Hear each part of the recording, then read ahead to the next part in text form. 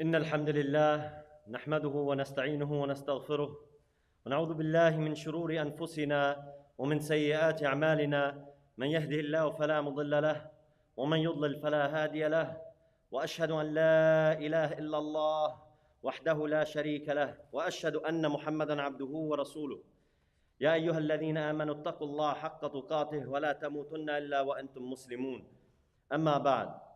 Alhamdulillah, Allah Azza wa Jal has given us another day of fasting and another day to remember Him and another day to get closer to Him. A lot of times we need a reminder, especially in Ramadan, that where the shayateen are shackled, we don't have as much negative influencers telling us not to fulfill some of the things that Allah Azza wa Jal commanded us and the Prophet ﷺ commanded us. One of those things Allah Azza wa Jal mentioned in the Quran, and He said, وَوَصَّيْنَا الْإِنسَانَ بِوَالِدَيْهِ حُسْنًا, that Allah Azza wa Jal mentioned in Surah Al-Ankabut, and we have commanded the mankind be excellent towards their parents. We actually don't have a more stringent command other than this to our parents. It doesn't say, and you have been commanded to show this immense full love to your spouses or to your children. Because that kind of love, Allah Azza wa Jal knows that it's going to be there. But you have the opposite side. Because the parents who have struggled so much with us, they don't get back that hard work that they deserve, that respect, not all the time. They tend to be dismissed, to be forgotten. And yet, while we are commanded to do that, a lot of times, when we were sitting down and we were talking about this subject, one brother came and he said, I need you to speak to my son about this. How disrespectful he is to me. How he just walks out, he wants to do his own thing. Will curse me out, it doesn't matter. He said, you need to talk to my son. And always this doesn't look well when it's going to come down to that. So we went and we spoke to him. He said, but don't tell my son that I told you to talk to him. He's going to get even more upset. Isn't that sad? That this father is even afraid of his own son getting upset. Look how much rahmah there is there. But nonetheless, I went to talk to the son. We met up in Dunkin' Donuts. And he said, before you say anything, I can tell you my father gave you my number, didn't he? So I'm debating here. I'm puzzled. Should I answer? Should I not? I don't know what's this guy going to do. I said, why are you asking? He says, you don't have to answer. I know he did. He said, my father wants you to fix me. Right? I said, may Allah guide us all. He said, yeah, may Allah guide him. He said, my father didn't tell you how he raised me, did he?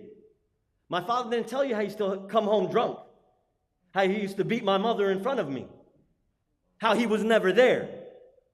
But now that Allah guided him, he wants you to fix me. He said, go and have my father come sit here in Dunkin' Donuts and you sit and talk to my father. Maybe you should do that. And I said, may Allah Azza wa Jal have mercy on us. Because what we realize now is that we, as a Muslim community, have been neglecting something very important, which is parenting. Yes, we're commanded to have that love, that perfect affection for our parents. But the parents, are we doing our part towards the children? Are we fulfilling the role that the Prophet ﷺ, he mentioned in a hadith narrated by Abdullah bin Umar? The Rasul ﷺ said that a man is a shepherd in charge of the inhabitants of his household. The Prophet ﷺ said that. He said, and he's responsible for his flock. He said, and a woman is a shepherdess in charge of the children and her husband's home, and she is responsible for them. So Allah gave us roles to play in our home. But the problem is that the society around us, we become so ingrained and busy that we make so many excuses. You look at the perfect relationship between a father and a son. You look at, for example, Yaqub and Yusuf, the prophet Jacob and the prophet Joseph in the Quran. And Allah mentions about them in the beginning of Surah Yusuf, the beginning of the chapter of Joseph in the Quran, that here's this scene where they're sitting down outside, a father and a son just having a chat together in the outskirts in a town in Palestine. They're sitting down and they're just having a talk. And Yusuf says to his father, there's a very important word here that we miss. He says, إِذْ قَالَ يُوسُفِ لَأَبِيهِ يَا أَبَتِي. That what does Yusuf say? لِأَبِيهِ يَا أَبَتِي. That he says, oh my father. But it's not my father. Because if it was my father, it would say, إِذْ قَالَ يُوسُفِ لِأَبِيهِ يَا أَبِي. Not يَا أَبَتِي. يَا أَبَتِي is called تَصْغِير in Arabic. He is spoiling his dad. He's talking to him in a way that's like, we're friends. He's talking to his father. He didn't say, oh, father. This is like that time where the kid wants the latest PlayStation 5 or the Xbox, and they start saying all sorts of things to you. Oh, you got a new haircut? You haven't gotten a haircut in a month. But it looks good on you now. Did you do something? You had a good day at work? They start brushing you up. They want something. You just get on with it. What do you want? He says, oh, the new Xbox is coming out. It's okay. All right, we'll work something out. This is called tasghir in Arabic. And so he says this to his father. And how does he respond? He says, قَالَ يَا بُنَيَّ. He didn't say ya ibni. He said ya bunayya. He's also responding to him in that same kind of spoiling way. And this is the relationship that Allah is just telling us that we should have. And a lot of times, though, we sit there and we have an entire plan for our children that society is already going to shape for them, but we want to make sure that they're going to be the best and brightest in terms of the dunya. But we forget about their akhirah. We forget to shape them for that. So what do? From day one, we got to make sure that we buy a home in the perfect neighborhood. Because we got to look at the school rating. Is this a 3? Is this a 5? A 7? We got to look at that. So you start from the beginning, before they're even born, where you want to start your family. Get the perfect neighborhood. Not a neighborhood that's right next to the masjid. We just got to get the perfect neighborhood with the good grades, good school structure. And then after that, we got to make sure that they get the best private schools, if that's still not good enough. And we'll shell out $1,000, $2,000 a month, get them that education. And then what do you got to tell them? You got 3 choices. 3 choices. You're either a doctor, you're either an engineer, or you're a lawyer. That's it. Nothing else works. You don't have another choice. Something else, and you got to really convince your parents that IT is the way to go. This is a weird conversation. Forget literature. You go tell your mother and father you're going to study literature, slap you, they'll disown you. What do you mean study literature? See what are you going to do with that?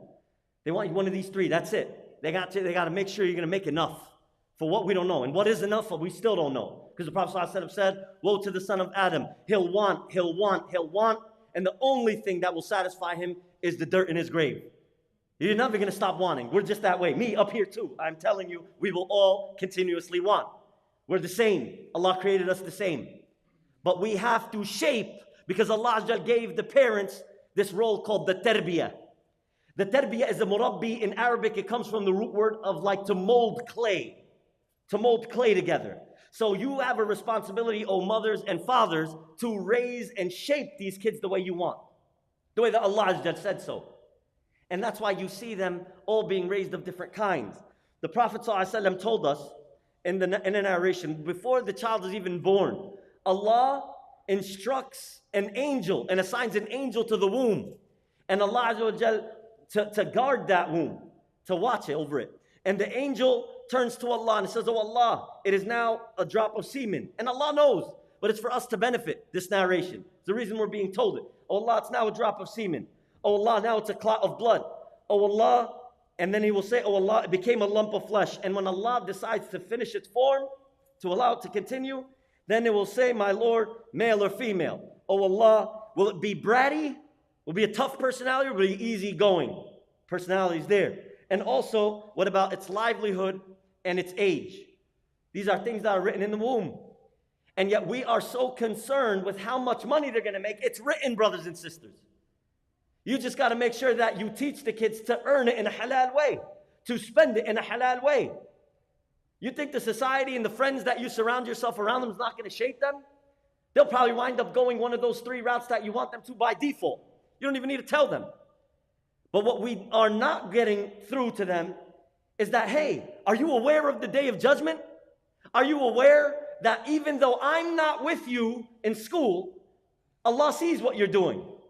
Allah says on Yawm al-Qiyamah, they will be muhadirun, that you will watch in 5D, 6D, fully immersed all of the deeds you did in the dunya, and you'll be held accountable for them. You'll watch them play in front of you, and all of the creation behind you will watch. And that's why we make that dua, oh Allah, keep hidden the sins that we've done here, that you have hid from the people, keep them hidden also in the akhirah, and forgive us for them. Ameen. We don't want them to be exposed, but we forget that. There are some consequences of being the absentee father. Did you know that they have a higher likelihood of being incarcerated? They have a higher likelihood of resorting to alcohol and drugs. They have a higher likelihood of dropping out of school and not completing their education. They have a higher likelihood of being abusive to their spouses in the future. And yet, the father has this role of being a presence in the home. The Prophet ﷺ, he instructed the companions to hang whips in the house. Whips. Not so he could beat the kids, by the way. Ibn Abbas, right? And a lot of the other companions, they said, we have never seen the Prophet ﷺ lift his hand or strike anyone, ever, period, ever. But what did he say? It's kind of there to kind of like, keep the kids in order. So they need to be raised. He says, well, what'd you say to your mother? You see that whip? So, even though you never used it, you scared him. See that? Because we're not allowed to do that in Islam. Make that very clear. You're not allowed to abuse the children. Leave a mark. Hit the face. Let the underarm show if you're going to spank them for a reason. You see, all of these are very important things in Islam that we don't know. And if they even mention the name of Allah, you're not allowed to touch them. I was speaking with a DIFIS professional and I told her this. She said, wow. She goes, your criteria is more strict than what the state allows. I said, yeah, you want to be Muslim? I tried to take the opportunity right there. She started laughing. But you see, that's the role that we have as Muslims.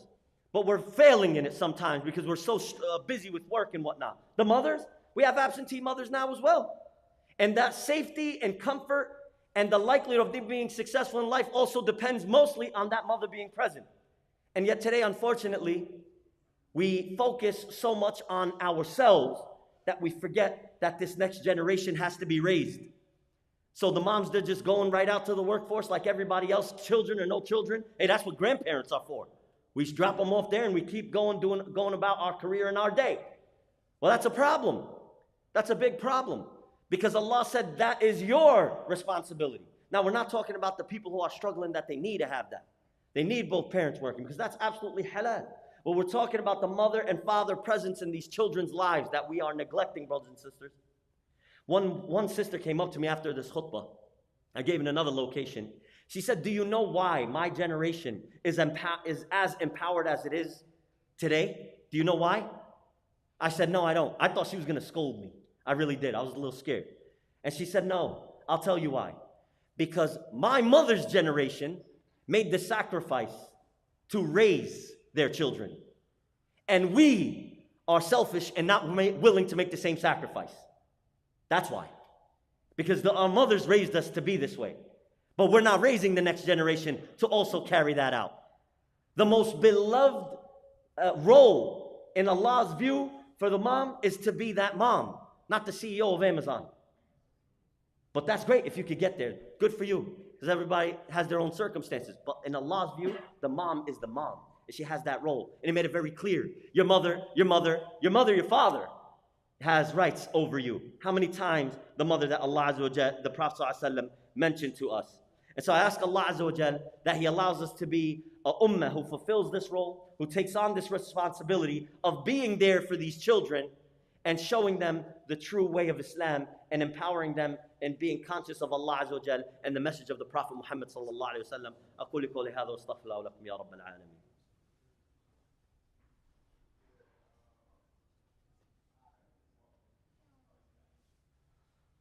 الحمد لله والصلاة والسلام على رسول الله صلى الله عليه وسلم وآله وأصحابه أجمعين. يا أيها الذين آمنوا اتقوا الله حق تقاته ولا تموتن إلا وأنتم مسلمون. يا أيها الذين آمنوا اتقوا الله وقولوا قولا سديدا يصلح لكم أعمالكم ويغفر لكم ذنوبكم ومن يطع الله ورسوله فقد فاز فوزا عظيما. أما بعد. So here's the game plan. This khutbah is not about just beating us down, telling us where we're neglecting. Here's the plan that we need to have in this blessed month of Ramadan, where we hope that our hearts are wide open to receive this message. When the children are born, here's the game plan. The first 2 years, it's all fun. It's all fun and it's all raising them. The mother has the highest role in this regard.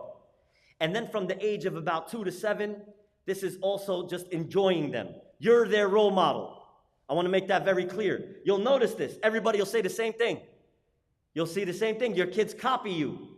You are their role model. So when Allah Azza wa Jal mentions us that we want to sit here and raise these children, and yet we're not implementing it ourselves, well, Allah Azza wa Jal says, أَن تَأْمُرُونَ النَّاسَ بِالْبِرِّ وَتَنْسَوْنَ أَنفُسَكُمْ وَأَنْتُمْ تَتْلُونَ الْكِتَابَ أَفَلَا تَعْقِلُونَ. That Allah Azza wa Jal says, do you order righteous of people and forget yourselves while you recite the scripture? You know what's in the Quran. You know what the Prophet ﷺ said. And so don't you think about what you're saying? If you want to be that perfect role model, if you want them to grow up loving the masjid, then let them see you going to the masjid. If you want them to automatically yearn for the hijab, let them see you wear hijab. If you want to let them see you struggle because you have a halal job, then have a halal job. This is the way it works. You are their first role model. They're going to copy you in everything. Also, number 2, by the time you get to 7 and 10, this is where it becomes very important. We still think they're children, but yet the sunnah says you should start giving them responsibility now. You should start giving them responsibility. It's mind-blowing that today you hear people referring to somebody who's 20, 18, 22 as, oh, he's just a kid. They're still kids. That's mind-blowing. That can't be. That can't be that the level of maturity keeps on distancing further and further with each generation. That has to stop and that has to change. So from the sunnah, from 7 to 10 is when you start teaching them how to pray, where you start teaching them to fast Ramadan. You should show them how beautiful it is. They should want to. Sometimes we used to tell the kids, like, no, you're not big enough yet. When you get bigger, they're like, no, but I could do it. So you sure?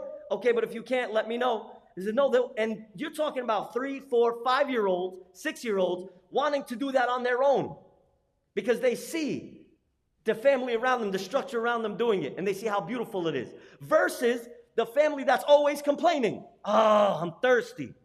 Oh, I'm so tired. They look at this as like death.